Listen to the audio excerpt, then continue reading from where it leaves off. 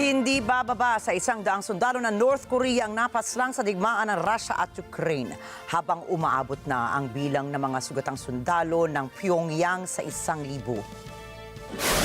Ayon po sa National Intelligence Service ng South Korea, walang kasanayan sa pakikidigma ang mga taga North Korea at hindi nila pamilyar ang mga ito sa open terrain.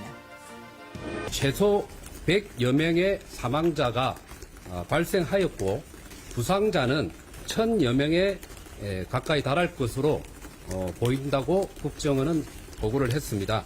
쾌활지라는 낯선 전장 환경에서 북한군이 전선 돌격대 역할로 소모되고 있다는 점과 또 드론 공격에 대한 대응 능력 부족 등이 배경이라고 설명을 하고 있습니다. Samantala, kinundena ng North Korea ang pahayag ng Estados Unidos at ng mga kaalyado nito ukol sa lumalalim na relasyon ng Pyongyang at Moscow. Giit ng North Korea, binabaluktot at sinisiraan ng US, G7 at European Union ang normal cooperative relations ng Pyongyang at Moscow.